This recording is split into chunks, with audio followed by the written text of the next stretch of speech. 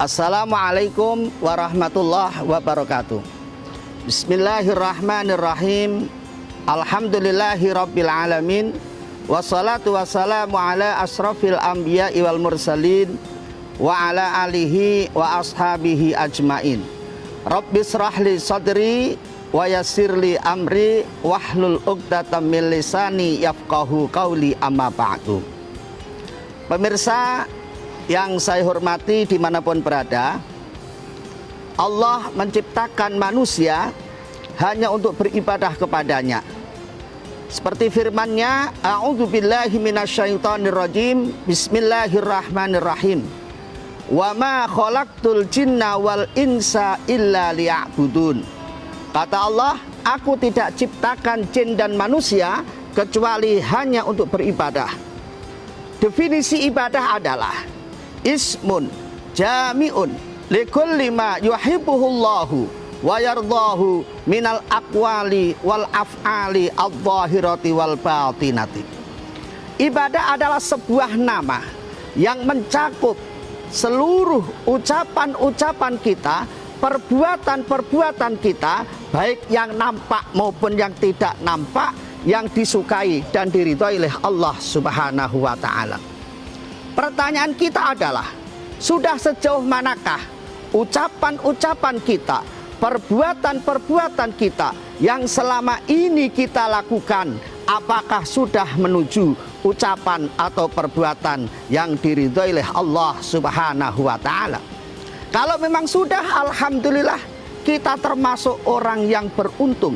Tetapi kalau masih belum, mari, mumpung Allah masih memberi kesempatan kepada kita, mari kita gunakan kesempatan yang sangat baik ini untuk memperbaiki ibadah kita kepada Allah Subhanahu wa ta'ala. Para pemirsa dimanapun berada yang saya hormati, tujuan ibadah adalah untuk membentuk karakter manusia, supaya manusia menjadi manusia yang baik, mempunyai karakter yang baik. Di dalam bahasa kita, manusia punya akhlakul karimah. Untuk menuju ke sana, tentunya ibadah kita harus kita usahakan menuju ibadah yang mabrur.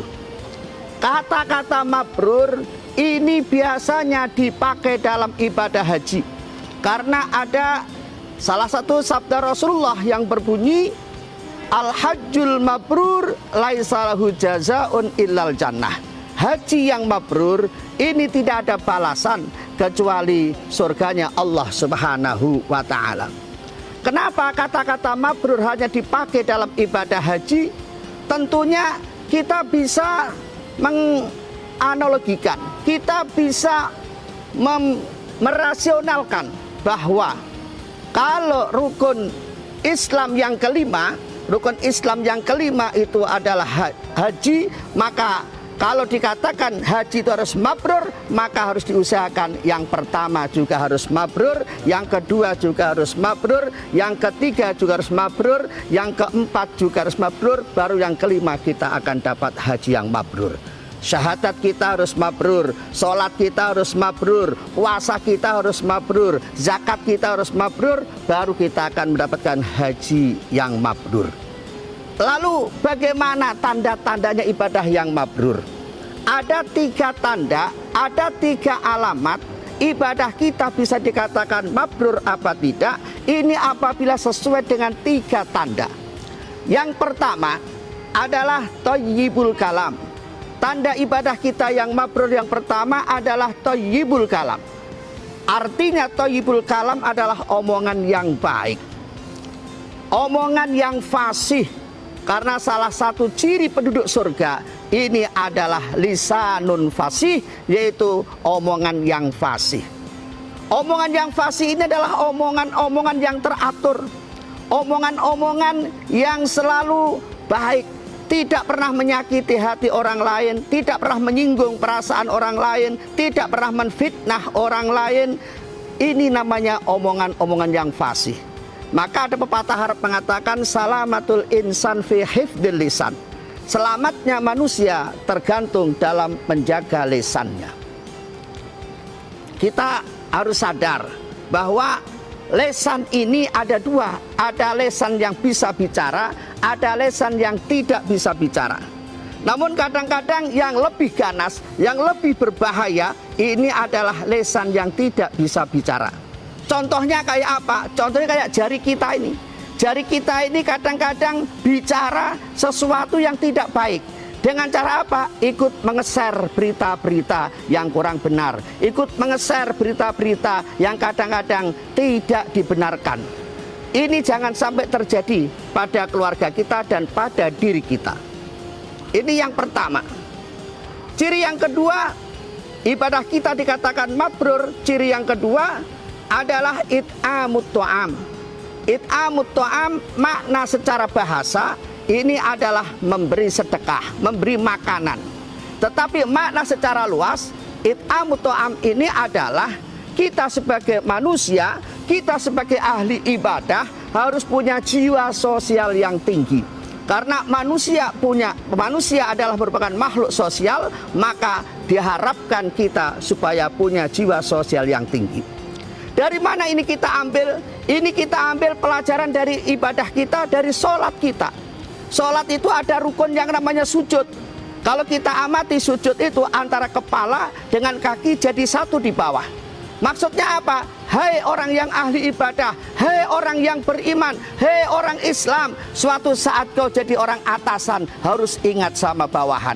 Suatu saat kau jadi orang kaya harus ingat sama yang miskin. Suatu saat kau jadi orang yang kuat harus ingat sama yang lemah. Suatu saat kau jadi orang yang sehat harus ingat sama yang sakit. Suatu saat kau jadi orang yang hidup harus ingat sama yang mati. Ini sebuah isyarat yang harus kita praktekkan dalam kehidupan kita sehari-hari. Jadi dalam Islam, ini orang Islam, orang ahli ibadah, ini dilarang untuk jadi orang yang pelit, yang tidak memperdulikan satu sama yang lainnya. Islam menganjurkan untuk saling membantu. Islam menganjurkan untuk saling tolong-menolong antara sesama saudara-saudara kita. Al-Muslim, akhul Muslim. Seorang Muslim adalah saudaranya orang Muslim. Diibaratkan al-mu'minu lil mu'mini kal bunyani yashuddu ba'du ba'dun. Orang mukmin yang satu dengan mukmin yang lainnya, ini ibarat sebuah bangunan yang saling menguatkan. Kalau kita lihat bangunan, ada pondasi, ada tiang, ada atap, ada dinding, semuanya saling menguatkan. Tidak pernah ada yang protes di antara satu dengan yang lainnya. Yang ketiga, ibadah kita dikatakan mabrur. Yang ketiga tandanya adalah ufsus salam. Ufsus salam artinya menebarkan kedamaian. Seorang ahli ibadah dimanapun berada, dia harus berusaha jadi contoh yang baik, bukan jadi contoh yang tidak baik. Ini dari mana kita ambil isyarat ini? Masih dari ibadah sholat kita. Sholat kita ditutup dengan salam.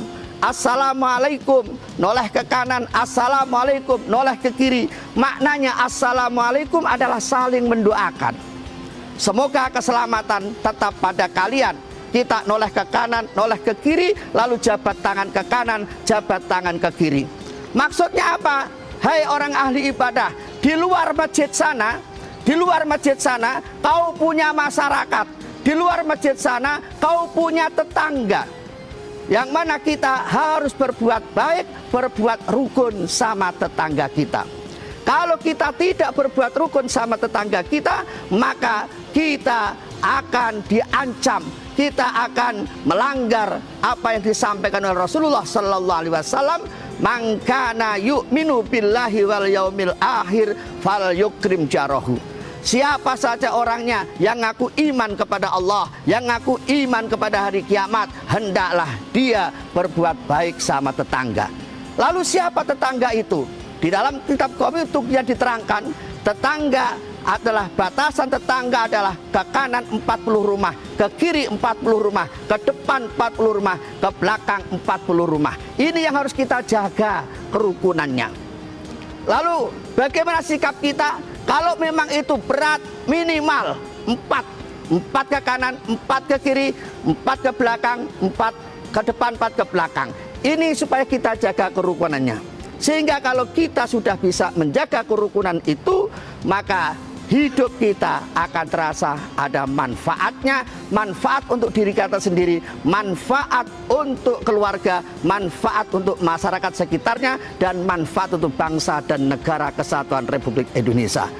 Jadi kesimpulannya, tanda ibadah yang mabrur, usahakan ibadah kita ini ada efeknya, ini ada asarnya untuk bisa kita praktekkan dalam kehidupan kita sehari-hari, sehingga kita bisa menjadi umat yang manfaat dunia akhirat, menjadi manusia, menjadi warga negara bangsa Indonesia ini yang bisa bermanfaat untuk negara kita.